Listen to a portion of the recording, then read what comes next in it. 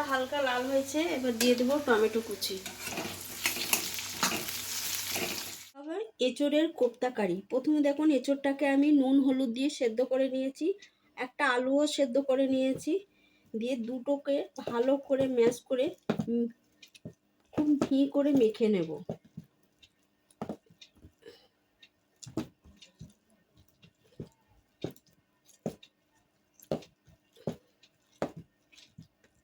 ভালো করে করতে হবে যেন না এই শক্ত অংশগুলো গোটা গোটা থাকে।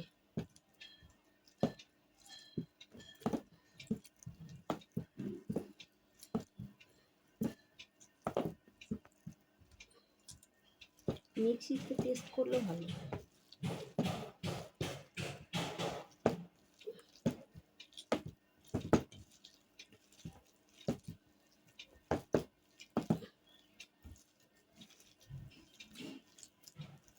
এবার আলু আর এঁচোড়টাকে খুব ভালো করে আগে মিশিয়ে নেব।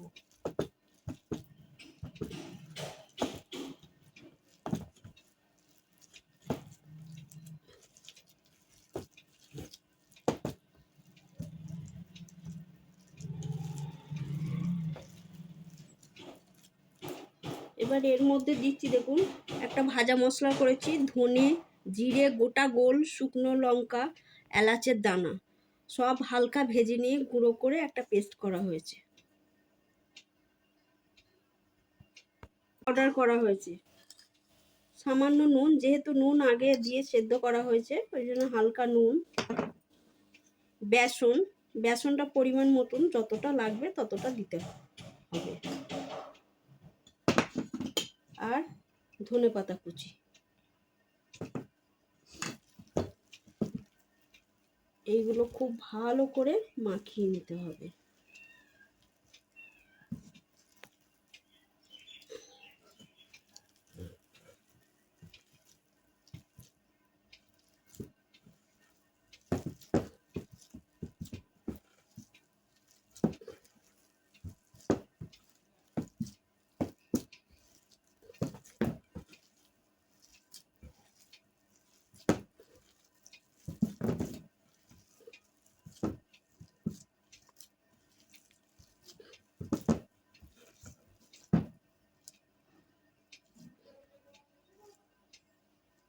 আচ্ছা, বলগুলো করার আগে হাতটা ভালো করে ধুয়ে নেবেন, নাহলে এই যে হাতে লেগে আছে বলগুলো ঠিকঠাক হবে না। এই দেখুন এইগুলো আমি ছোট ছোট বলের আকারে বানিয়ে নিচ্ছি।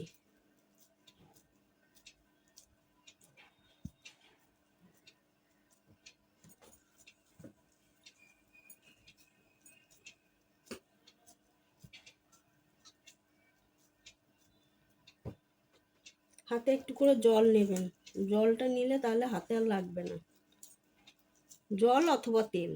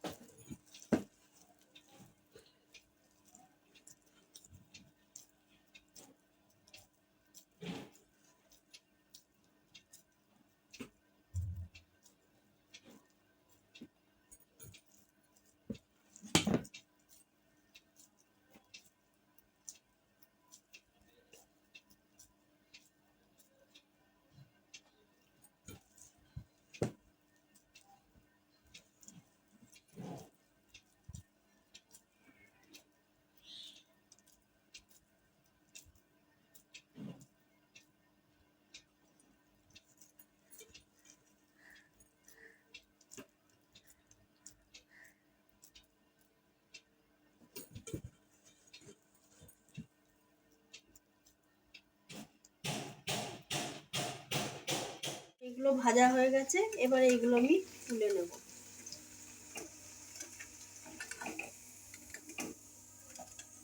এবার এই তেলেই দিয়ে দিচ্ছি গোটা গরম মশলা, দুটো তেজপাতা, দারচিনি, এলাচ,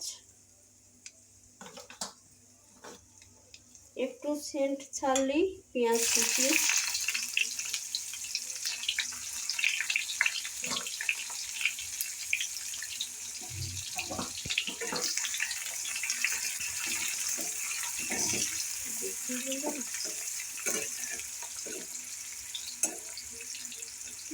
পেঁয়াজটা হালকা লাল হয়েছে, এবার দিয়ে দেবো টমেটো কুচি।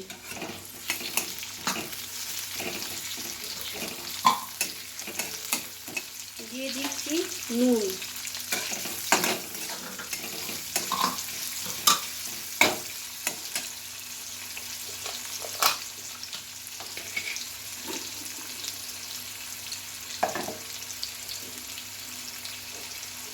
দিয়ে দিচ্ছি আদা বাটা।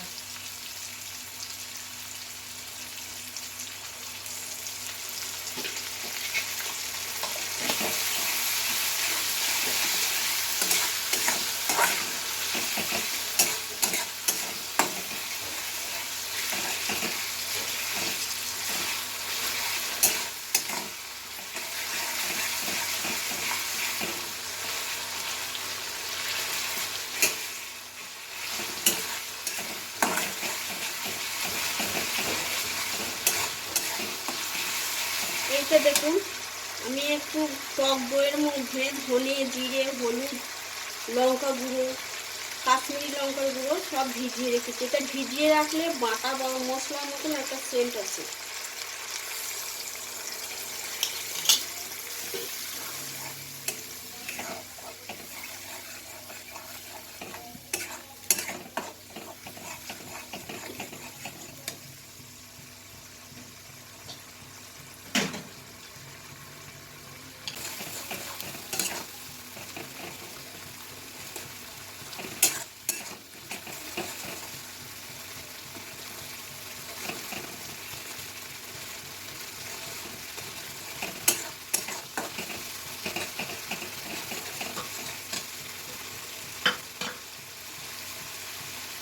দিয়ে দিচ্ছি একটু চিনি।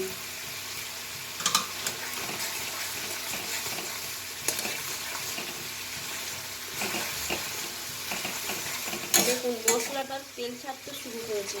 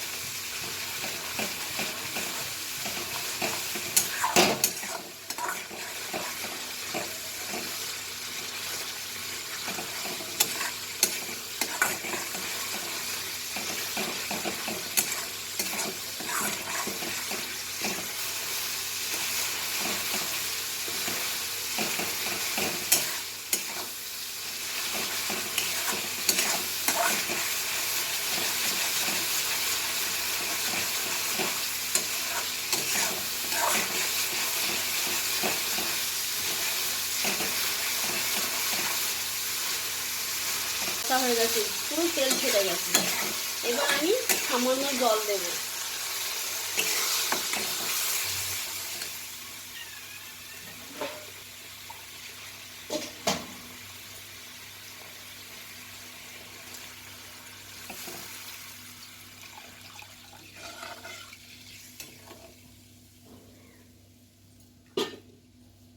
অল্প জল দিলাম, একটা কাঁচা লঙ্কা দিলাম। ঝাল আপনারা বেশি খেলে বেশি দেবেন, ঠিক আছে, যেমন ঝাল খাবে। এবার কোপ্তাগুলো আমি এর মধ্যে দিয়ে দেব।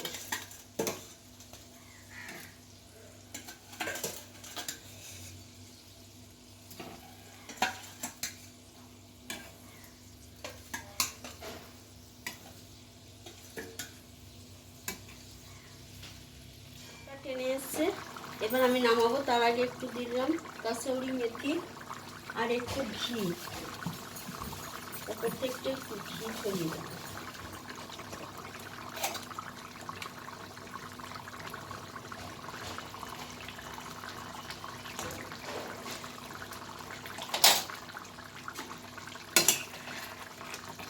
ব্যাস, এইটাই নামাবো, জলটা টেনে যাবে। আপনাদের যদি ভালো লেগে থাকে তাহলে আপনারা চ্যানেলটাকে একটু লাইক করবেন।